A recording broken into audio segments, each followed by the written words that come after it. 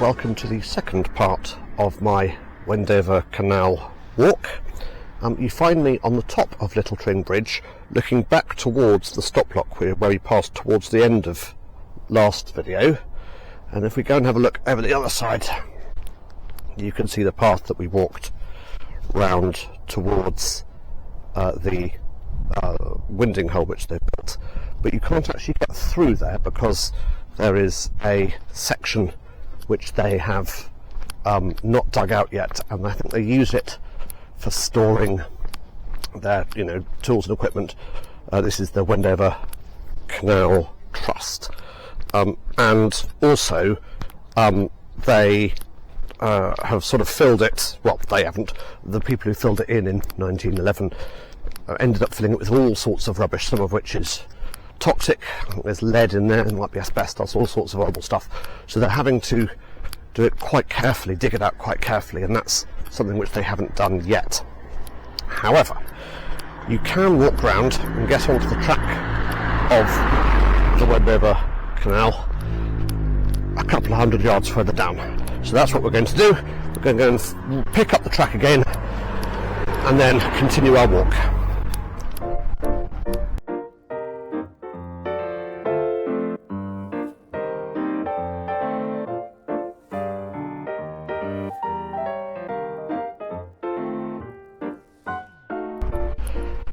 And here we are at the Wendover Canal Arm site.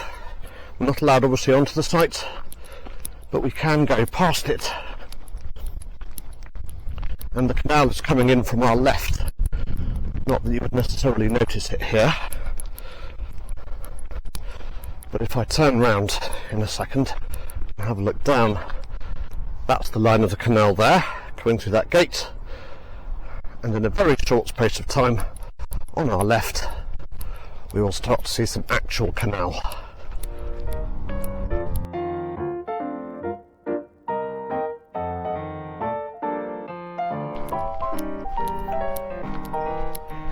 And as we come round the corner, you should be able to see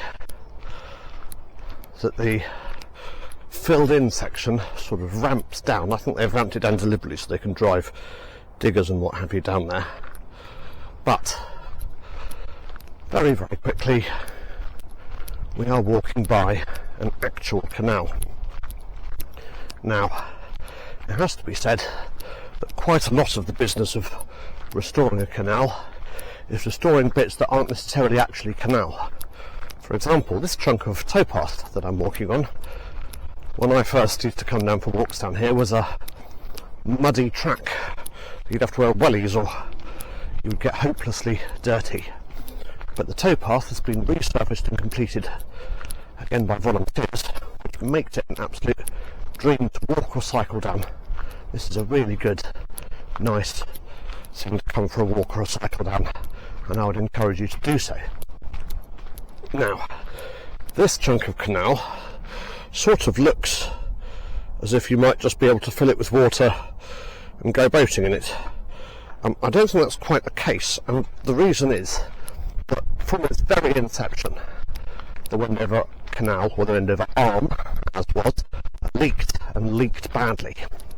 And in fact, the reason why there was a filled-in section back there is because eventually it leaked so badly that they just put a pipe underneath to carry the water and filled it around the edges. And that stopped the leaking, obviously stopped the navigation. Ooh, just going to stop and have a look at this. Can you see just in the distance there? There is a reservoir. One of the reservoirs which was built to supply the Tring summit with water along this navigable channel. You should think that it's actually lower than the surrounding area, and that's why there was the pumping station which we walked past in the last video. There are several reservoirs down here, as well as pumps and drainage channels and all sorts of methods to try and get water into the Tring summit. Talking of water, in a minute I think we're going to come across some. So I was saying about how you couldn't just fill it you know, water and hope. And the reason is that the way of making a canal channel waterproof at the time that this was built was via the use of puddling clay, which is clay which you line the sides with, and then when you fill it with water it keeps it wet, and by keeping it wet it stops it from cracking, and with a bit of luck that stopped the water leaking out the bottom. Unfortunately in this case it didn't. So when they are restoring it now in 2024, 2025 and beyond, they need to come up with an alternative solution. And this is one of the solutions that they have come up with. So you can see that the side of the channel is lined with blocks, and I think underneath the blocks there's a type of matting called bentonite matting, which when it gets wet swells up and stops the water going through it and makes it waterproof, which is pretty funky really. Now this section of canal is and remains dry, and that's because the water flows in a pipe underneath it, put in 1912, and at some point or other they are going to have to dig out the pipe and re-waterproof the bottom of the canal, and then they'll be able to fill it with water. It has to be said, look, this is a section which has been restored some time ago. It looks pretty wild. It's not. Can you see that there is actually some brickwork down the bottom there? This has been bentonite lined. It's all ready to go. It just needs to be filled with water, and they're going to do that, I think, once they've dug out the section going back to the basin where we ended the last video. As I say, I think they've had some issues in terms of what's actually in the infill, nasty stuff, but they've been working with all sorts of different agencies and people, and on their website they say they hope to get this section filled and navigable relatively soon. In fact, quite a lot of the canal is still in water. I'm going to come across a bit that's in water soon, but it should be said that the sort of second half of the canal, whilst it's still in water, is in a much lowered state. Deliberately the level was lowered to stop leakage, and so there's an awful lot of rebuilding needs to be done even on the watered section in order to make it navigable again. Now, I'm going to stop talking for a bit and we'll just walk down the canal.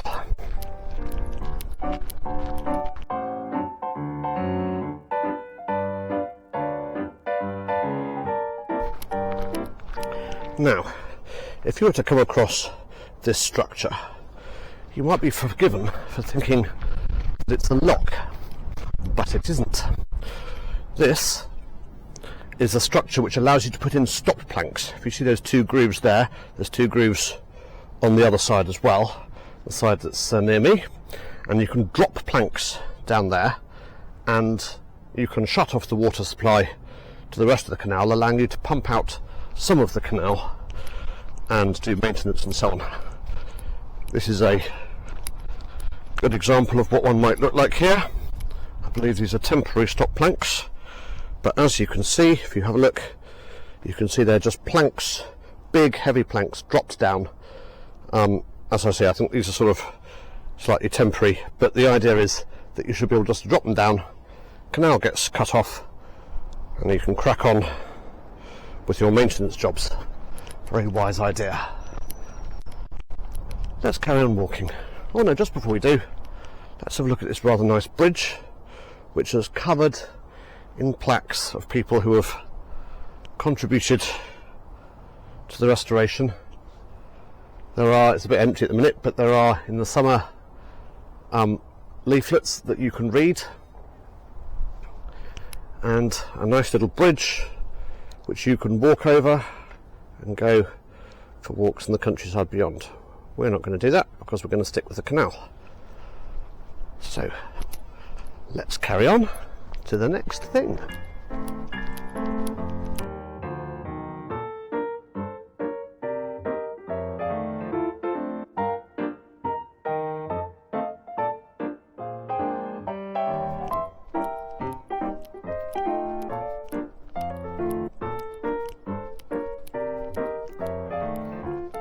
doing? Hiya. Now, this is the next thing that we come across. And you can see an interesting structure here. We'll have a look at that in a second. But this, if you have a look here, is a board. And if you want to, you can read all about it in more detail. So this is White Houses. And what you can see here is the remains of a pumping station. The remains have been restored by volunteers. These were thoroughly buried only a couple of years ago. There's a sluice there, and there are, I think, outlets there. And the idea was that there was a pumping station up here. I think it had a Newcomen steam engine in it, and it pumped the water up from the reservoir into this canal. We went past one pumping station in video number 1, and in fact what eventually happened is they put in 2 steam engines, more efficient than Newcomen engines. They were beam engines, and then that obviated the need for this one, and it was closed and eventually destroyed. There were even a couple of cottages on this site, presumably for the people who worked at the pumping station. They have also gone, but the sluice itself remains, which is quite an interesting thing to see.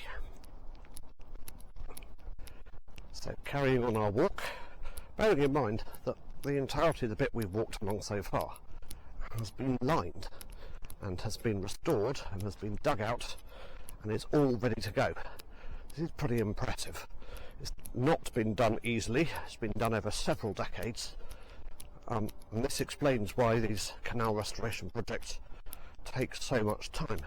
Just imagine having to dig all this all out with just a couple of hundred people in their spare time. No one who is doing the donkey work getting paid. I believe they have in the past employed people, maybe they still do, but not to do the donkey work. That's all volunteers.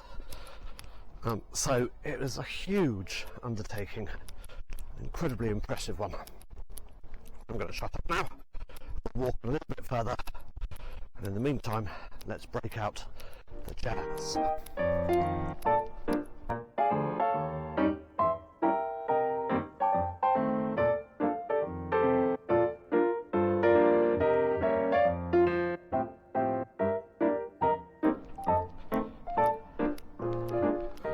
Here is the next important section. What we've got here is a sort of semi-permanent bund with a sluice in it, and once this is complete, that will be dug out. But we're going from a section which is effectively empty to the section which is in water, albeit a good foot or so lower than its eventual level. And from here on, I think all the way to Wendover, it is in water of some description, and therefore needs, relatively little work doing to it. I say relatively little work, it is not no work. Look at the amount of vegetation that's growing down here, and think of the insane amount of work that's already been done relining the leaky section. But this is, I think, per mile, slightly less work than the section we've just walked down. As far as I know, this is all part of phase 2. So phase 1 was opening up to the winding hole, which we walked last time, albeit it's not technically open at the moment. And then phase 2 is this section down to a significant obstruction, which we will come to.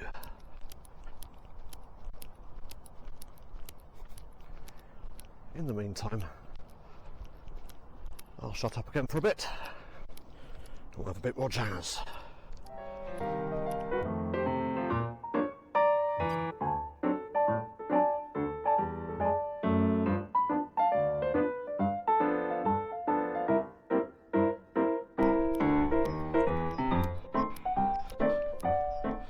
various bits of this canal are incredibly narrow, and so there are various points where there are passing places essentially built in. This is a concrete sort of retaining wall built so that the canal doesn't get any narrower and boats can pass, which will, in I hope the relatively near future, be extremely relevant. Oh, you can hear somebody doing some chainsawing in the background whilst we march on in the general direction of Wendover.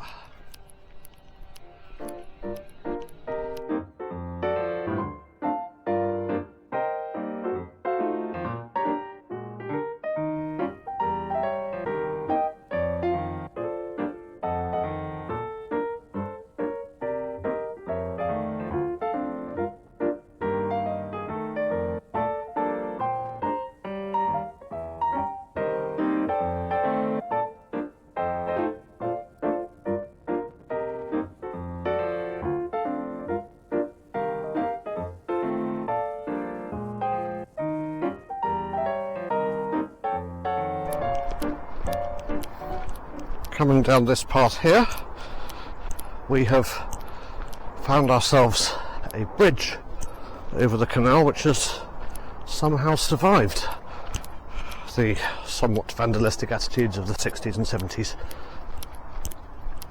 This is bridge number 5, and it is an original canal bridge, albeit covered in sort of concrete or mortar at this point. Anyway, it's rather nice and gives us a nice little way marker on our way to the end of this particular video, which is just down here.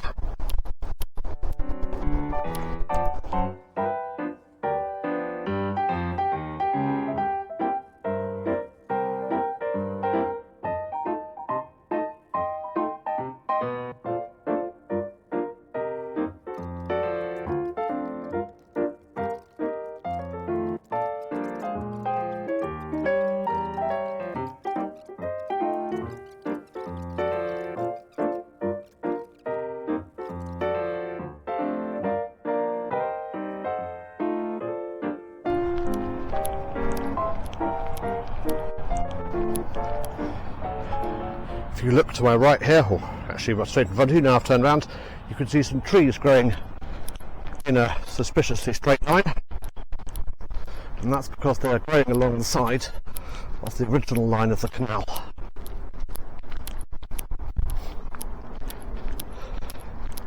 And the original canal obviously has been ploughed over by the road, but fortunately this section of channel has been put in.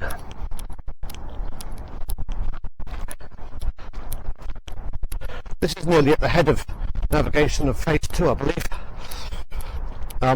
and there is every hope that this will be navigable in a very small number of years, and that boats will come down here once more. I'm assuming they'll use this as a winding hole, but of course you can see the straight line of the canal, which, if we then turn round, carries on down here in a reed bed for another 100 yards or so before it finishes. I hope you enjoyed this part of the Wendover Canal walk. Part 3 will be out at some point or other, at which we'll head off towards Halton and we'll pick it up there. If you enjoy these videos, please do like and subscribe. It does help me out an awful lot. Thank you very much, and goodbye.